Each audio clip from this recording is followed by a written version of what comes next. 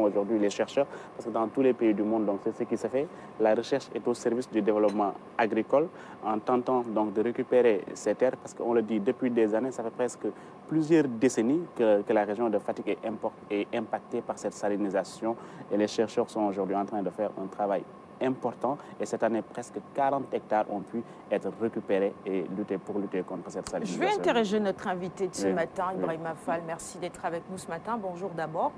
Les terres, sans terre, on ne peut pas parler de festival alimentaire, on ne peut pas avoir de récolte, on ne peut pas cultiver. Et donc, ce problème, c'est important justement de pouvoir le régler pour permettre aux producteurs, de manière générale, de pouvoir vivre de ces cultures-là, atteindre l'autosuffisance alimentaire, aller vers une exportation. Et vous aussi, vous êtes dans cela, n'est-ce pas?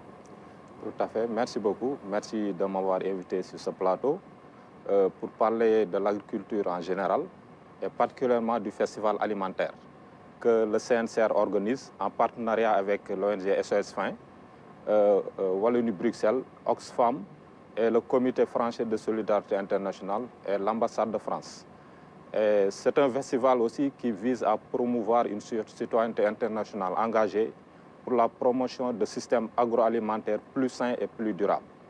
Et quand on parle de ça aussi, ça implique les facteurs de production. Parmi les facteurs de production, la terre est déterminante. Du coup, les acteurs font un très grand travail depuis des années pour assister les producteurs à la récupération des terres. Et actuellement, il y a beaucoup de programmes sur la santé des sols qui sont en train d'être mis en œuvre par le CNCR. Et l'objectif, c'est d'accompagner les producteurs à vraiment trouver des méthodes de récupération de ces terres qui sont dégradées. C'est ça. Voilà. Maintenant, dans le cadre de ce festival aussi, il y a beaucoup de thèmes qui touchent à la terre. Notamment le thème d'aujourd'hui, qui sera débattu aujourd'hui, va porter sur le foncier et sur la promotion du lait local. On va y revenir. Merci. On va y revenir. Vous avez parlé de santé des sols. Hamidou, on va regarder ton sujet maintenant. Dans le Sine Saloum, la région de Fatick est l'une des plus affectées par la salinité des terres. Résultat direct des changements climatiques, cette salinité impacte beaucoup les efforts des communautés qui, pourtant, depuis des siècles, s'activent dans la pratique de la riziculture.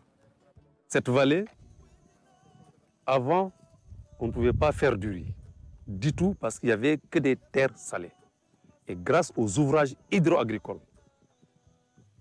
qui nous permettent aujourd'hui de retenir et de lessiver la vallée, on est arrivé à récupérer ces terres et la population est aujourd'hui en train d'emblaver, de cultiver, mais aussi grâce à l'intégration de variétés adaptées. Parce qu'avant, on avait des variétés traditionnelles qu'on ne pouvait même pas cultiver ici. Aujourd'hui, c'est la recherche qui est venue au secours des hommes et des femmes qui cultivent dans les terres salées de Fatick. Comme arme, l'ISRA propose l'adoption des bonnes pratiques et l'usage de variétés plus adaptées. Et l'ISRA actuellement est en train de mener dans des parcelles de démonstration sur les bonnes pratiques de riziculture dans le sens de la récupération et de la valorisation des terres salées. C'est ce que nous menons ici quotidiennement avec nos techniciens, mais également avec les producteurs pour renforcer leurs capacités en technique culturelle. 43 hectares ont été emblavés cette année et ont fait des résultats très satisfaisants. Et dans ces 43 hectares, c'est surtout les bonnes pratiques et les variétés introduites par l'ISRA, des variétés qui ont été même choisies par les populations après évaluation. Et nous avons mis l'accent sur deux variétés telles que ISRI 10 et WAR 77, qui cette année ont quand même donné des résultats assez satisfaisants. À Fatick, une approche pluridisciplinaire et une synergie d'acteurs ont permis de redonner de l'espoir aux communautés. Des techniques très efficaces ont été utilisées pour récupérer et valoriser les terres salées. Approche inclusive et participative nous a donné quand même des résultats satisfaisants. Et à travers cela, nous avons introduit dans la zone plusieurs techniques. Et la combinaison des techniques de récupération et de valorisation des sols salés, c'est-à-dire la lutte mécanique avec la gestion de la lame d'eau, mais également la lutte chimique avec l'amendement au phosphogyte et la coque d'arachide, et la lutte biologique où nous avons introduit des plans pour quand même, en combinant toutes ces technologies, faciliter ces aspects de récupération et de valorisation des terres salées. Et quand tu regardes ce que les paysans avaient auparavant par rapport à ce qui se fait actuellement, tu vois que quand même il y a une amélioration nette, considérable qui a été observée.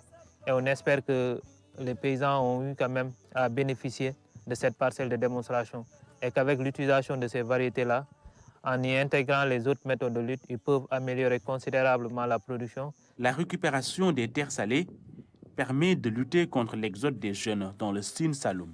Les variétés adaptées à la salinité, l'ISRE 10 et WAR 77, ont montré leurs preuves aux producteurs qui aujourd'hui sont aussi formés aux bonnes pratiques agricoles.